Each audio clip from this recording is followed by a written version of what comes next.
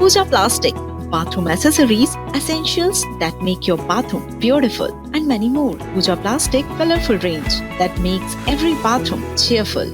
लेकिन भोपाल से ही एक और बड़ी खबर आप तक पहुंचा दे, जहां पर शराब पिलाकर एक नाबालिग के साथ गैंगरेप की वारदात को अंजाम दिया था। बताया जा रहा है कि सहेली के 2 दोस्तों ने ही इस दरिंदगी को अंजाम दिया है। कॉलेज में एडमिशन लेने के लिए पीड़िता पहुंची थी अपनी सहेली के साथ, और वहां पर सहेली के दोस्त जिनका नाम निखिल सिंह और अतुल मेडकर बताया जा रहा है, सहेली मोनिका इंदौरिया और रेणुका को भी इस मामले में हिरासत में लिया गया है। सहेली ने कॉलेज में एडमिशन के लिए भोपाल बुलाया था। रेणुका और मोनिका के दोस्तों ने पार्टी के दौरान पीड़िता को शराब पिलाई। होश खोने के बाद लड़की से गैंगरेप की वारदात को अंजाम दिया गया। आरोपी के खिलाफ फिलहाल केस दर्ज कर लिया गया है।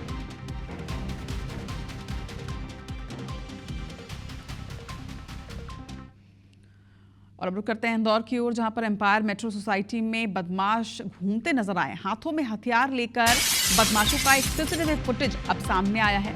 कनाड़िया थाना पुलिस मामले की फिलहाल जांच कर रही है। तो इंदौर के कनाड़िया थाना क्षेत्र में ये घटना घटी है, जहां पर एक सीसीटीवी फुटेज सामने आया। वो सीसीटीवी फुटेज भी आपको दिखाते हैं। ये तस्वीरें आप देखिए।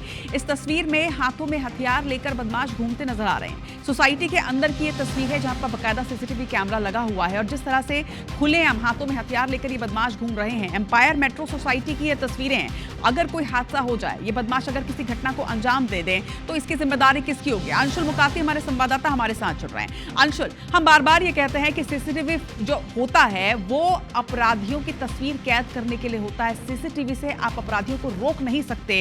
ये तो गनीमत रही कि किसी बड़ी घटना को इन्होंने अंजाम नहीं दिया, लेकिन जो तस्वीरें सामने आई हैं, सुरक्षा को लेकर बड़ा सवालिया निशान।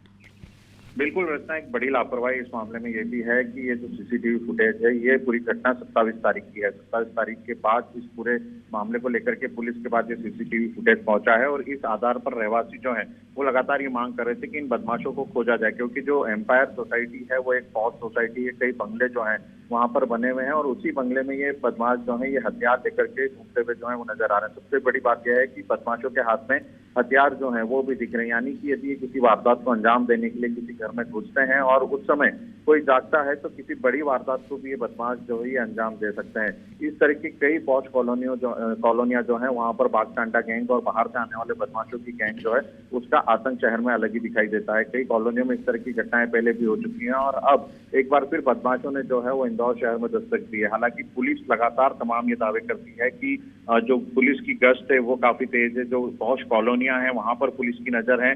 देर रात पुलिस जो है चौराहों पर चेकिंग कर रही है, लेकिन उसके बावजूद इस तरह की तस्वीर सामने निकल करके आती है। उससे ये बात साफ होती है कि जो पुलिस की लापरवाही, जो पुलिस की गश्त है, वो कहीं ना कहीं उसको बदमाश जो है वो चुनौती दे रहे हैं। हालांकि अब जो सीसीटीवी फुटेज सामने आए हैं उसके आधार पर पुलिस इन बदमाशों की तलाश कर रही है। आसपास के अन्य सीसीटीवी फुटेज जो है वो खंगाले जा रहे हैं, और ये पता लगाने का प्रयास किया जा रहा है कि बदमाश कहाँ से आए थे, किस तरह से आए थे, और क्या इनकी जो नीयत है वो थी।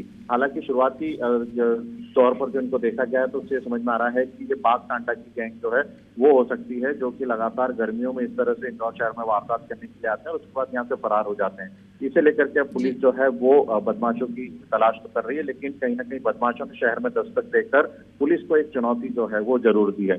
जी रचना, तमाम जानकारी के लिए शुक्रिया आपका। हालांकि पुलिस कार्रवाई के साथ साथ सुरक्षा पर सबसे बड़ा सवाल इसलिए भी है क्योंकि इस तरह की पॉश कॉलोनीज जो होती हैं, सोसाइटीज जो होती हैं, वहां पर गार्ड्स भी होते हैं। अगर गार्ड के होते हुए इस तरह से बदमाश हथियार लेकर बाकायदा अंदर घुस रहे हैं, तो कहीं ना कहीं मिलीभगत गार्ड्स की भी इसमें सामने आती है। देखना होगा कि इस पर एक्शन क्या कुछ लिया जाता है और ये आरोपी कब तक पहचान लिए जाते हैं।